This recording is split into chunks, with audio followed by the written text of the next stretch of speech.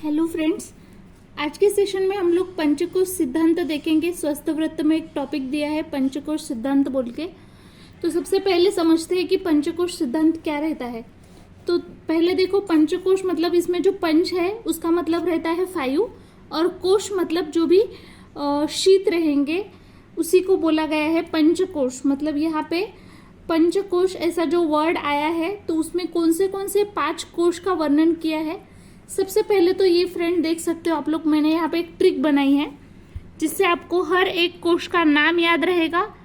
और उसके बाद ये जो पंचकोश है उसमें 3 शरीर का भी वर्णन किया है, मतलब 3 जो लेयर्स रहते हैं उसका भी वर्णन किया है, वो भी हम लोग उसमें याद कर सकते हैं। तो ट्रिक है, देखो फ्रेंड, कोई तो लड़का है उसका नाम है आनंद। आनंद मतलब वो क्या खाना खाता है, तो हम लोग बोलते नहीं अन्न खा रहा है या फिर पानी पी रहा है, तो पानी नहीं बोलना है, यहाँ पे आपको प्राण पी रहा है ऐसे बोलना है, ठीक है। जो भी आनंद है वो अन्न और पानी पी रहा है। वो पानी पीने के बाद जो विज्ञान है उसमें उसको बहुत ही रुचि आ रही है, तो हम लोग मराठी में ऐसे बोलते हैं, आनंद अन्न प्राण पिऊन विज्ञानात मनोमय झाला। कारण ऐसा क्यों किया उसने? बिकॉज हृदयात स्थूलच्या ठिकाणी सूक्ष्म शीरवाला शरीर लिहिले होते। इसकी ट्रिक का मतलब समझो पहले। देखो, आनंद अन्न प्राण पिऊन विज्ञानात मनोमय झाला, कारण हृदयात स्थूलच्या ठिकाणी सूक्ष्म शीरवाला शरीर लिहिले होते। मैंने रैंडमली ऐसी ट्रिक बनाई है, अगर आपको याद रहती है तो ठीक है, नहीं तो आप नाम भी याद कर सकते हो, नाम भी उतने हार्ड नहीं है, ठीक है।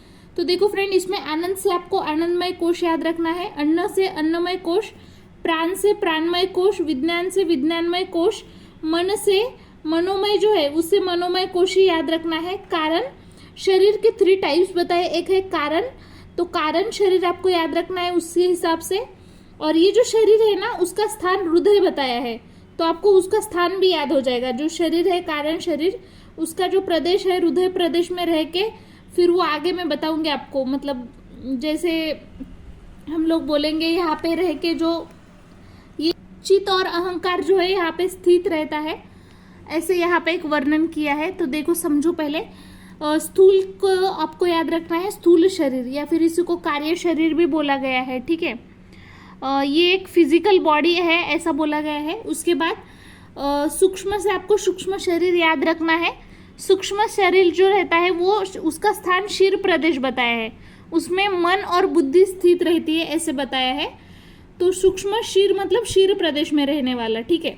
शरीर मतलब इससे आपको ये जो 3 टाइप्स किसके बताए शरीर के, ये आपको याद रहेगा। तो ये ट्रिक से आप लोगों को कोश और शरीर के तीनों टाइप्स याद रखने हैं। पंचकोश में बस उसी का वर्णन दिया है, ऐसा कोई बड़ा टॉपिक दिया नहीं है इसमें, ठीक है।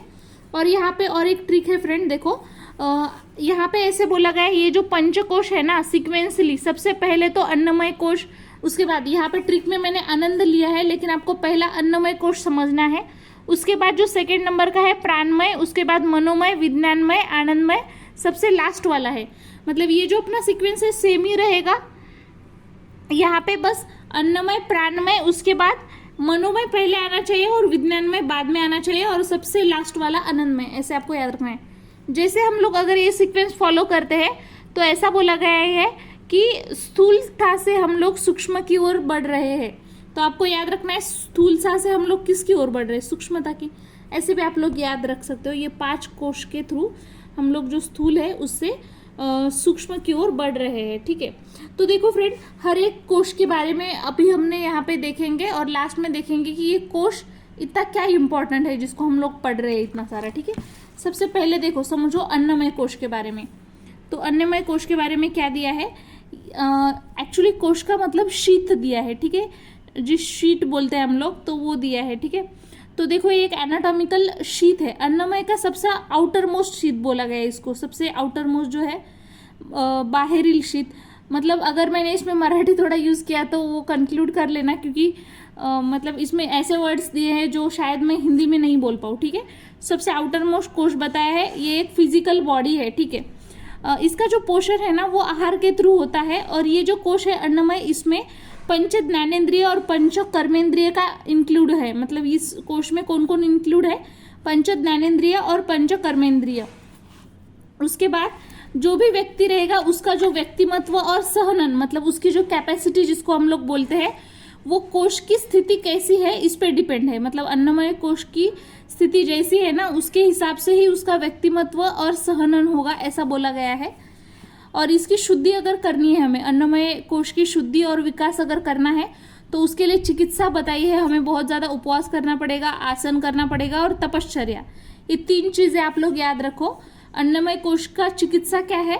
उपवास, आसन और तपश्चर्या। सेकेंड वाला अभी हम प्राणमय कोश के बारे में देखते हैं। तो देखो प्राणमय कोश जो रहता है लाइफ फोर्स शीट बोला गया है इसको। आप लोग प्राणमय कोश को वायु से कंपेयर कर सकते हो, वायु तंत्र यंत्र मतलब वायु को ऐसे माइंड में रख के सोचो, ठीक है। तो इसमें जो भी शरीर में ऊर्जा और प्राण ये दोनों स्थित है। इसमें क्या क्या शारीरिक ऊर्जा और प्राण स्थित रहता है। मतलब बॉडी के जितने भी व्यवहार रहते हैं, जैसे हम प्राण पूरा कुछ कंट्रोल करता है ना, तो आपको याद रखना है शरीर के सभी व्यवहार इसी द्वारा होता है, प्राणमय कोश के द्वारा होता है। और जन्म से मृत्यु तक ये जो कोश रहेगा स्थित रहेगा हमारे बॉडी में, ठीक है। इसके टाइप्स हमें पता है, वायु के क्या टाइप्स है? 5, प्राण, उदान, व्यान, समान, अपान, ये जो 5 टाइप्स है इसके माइनर टाइप्स बताए हैं। और ऐसा बोला गया है 72,000 नाड़ी के थ्रू इसका कार्य होता है। तो आपको ये नंबर भी याद रखना है, 72,000 जो है नाड़ी उसके द्वारा ये कार्य पॉसिबल होता है। ये जो है जैविक, मानसिक, आध्यात्मिक ऊर्जा के स्वरूप में रहता है। किस ऊर्जा के स्वरूप में रहता है? जैविक, मानसिक और आध्यात्मिक, ठीक है। उसके बाद मतलब ये जो नाड़ी जो जिसके बारे में बात चल रही है यहाँ पे, तो वो हमें दिखते नहीं है, दृष्ट नहीं है। और ये जो है षट चक्र के साथ जोड़ी गई है, ऐसे बोला है। इसमें मेनली 3 नाड़ी बताई है जो आपको याद रखनी है। देखो यहाँ पे ईडा है, पिंगला और सुषुम्ना, ये 3 प्रमुख नाड़ी बताई है। लेकिन उसमें भी आपको याद रखना है जो सुषुम्ना नाड़ी है ना, उसी से कुंडलिनी शक्ति जागृत होती है, ये आपको याद रखना है। कौन से नाड़ी से कुंडलिनी शक्ति जागृत होती है? तो सुषुम्ना नाड़ी से जागृत होती है, ठीक है। और बाद में लास्ट में ये बोला है प्राणायाम, रेकी, एक्यूपंक्चर, ये सारी जो चीजें हैं ना इसी कोश के ऊपर हम लोग उसका ट्राई करते हैं। कार्य जो होता है ना इसी कोश के ऊपर होता है। जो भी हम लोग प्राणायाम करते हैं या फिर रेकी, एक्यूपंक्चर, ये सारे जो चीजें करते हैं ना, तो ये यही कोश के ऊपर उसका कार्य चालू रहता है।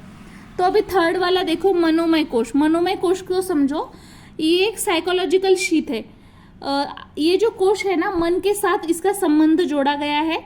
इसमें क्या क्या आएगा? फिर मन आएगा और पंच ज्ञानेंद्रिय आएंगे, इससे मिलके ये कोश तैयार हुआ है, ठीक है। ये जो कोश है ना, इसका जो भी विचार है और भावना जो है इससे संबंधित, मतलब ये जो कोश के रिलेटेड कौन कौन है, जो भी हम लोग थॉट थिंकिंग प्रोसेस है या फिर हमारे भावना है, तो सभी इसी कोश से ज्वाइन किए गए हैं, ठीक है। ये जो कोश है, जितने भी इंद्रिय है उनकी जो संवेदना रहेंगी, मतलब जो अर्थ प्राप्ति जैसे बोल सकते हो आप लोग, तो इसी के थ्रू हमें प्राप्ति होती है। और हमें कोई भी चीज जब भी रहती है तो उसमें क्या योग्य है और क्या अयोग्य है, ये जो डिवीजन हम लोग करते हैं तो इसी थ्रू करते हैं। और अगर योग्य है तो उसका ग्रहण करेगा और अयोग्य है तो उसका मतलब वो छोड़ देगा, ऐसे बोल सकते हो हम लोग। सुख दुख के लिए जो कारणीभूत कोश है तो यही है, ठीक है। आपको सभी को समझ आए, मन जो है कारणीभूत है। और ये बोला गया पहले जो 2 कोश देखे हमने, अन्नमय और प्राणमय, उससे ज्यादा ये कोश इंपॉर्टेंट बताया गया है। और ये दोनों कोश के ऊपर ही मनोमय कोश डिपेंड है, ऐसे भी बोला गया है। तो इसकी चिकित्सा हम लोग कैसे कर सकते हैं? तो योग निद्रा, प्रत्याहार और संगीत, ठीक है। ये 3 चीजें याद रखो। मनोमय कोश जो है उसकी चिकित्सा हम लोग कैसे कर सकते हैं? योग निद्रा, प्रत्याहार और संगीत। अभी 4th नंबर का जो कोश है विज्ञानमय कोश के बारे में पढ़ेंगे। तो देखो विज्ञानमय कोश के बारे में यहाँ पे क्या बोला गया है।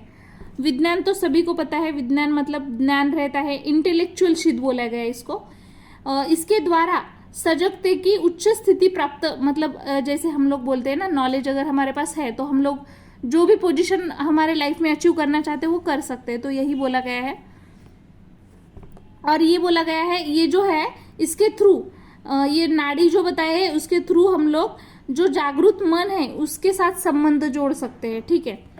और जो धारणा ध्यान रहता है, मतलब धारणा और ध्यान जब हम लोग करते हैं तो उसकी वजह से ये स्थिति हम लोग प्राप्त कर सकते हैं, ऐसा यहाँ पे बोला गया है। इसमें जो चित्तवृत्ति जो रहती है, मतलब हमें चित्तवृत्ति मतलब हमने देखा था कि जैसे हमारे मन को एक पॉइंट पे हमें कंसंट्रेट करना है, ये सबसे मेन यहाँ पे प्ले कर रहा है। मतलब हम वैसे समझे तो एजुकेशन रिलेटेड वो ठीक है, लेकिन यहाँ पे योग में दिया है ना वो टॉपिक, तो इसका मतलब क्या है, चित्तवृत्ति का विषयाकार इससे होता है। ठीक है, ये आपको याद रखना है। और लास्ट वाला जो कोश है आनंदमय कोश है, शीत ऑफ द ब्लिस बोला गया है।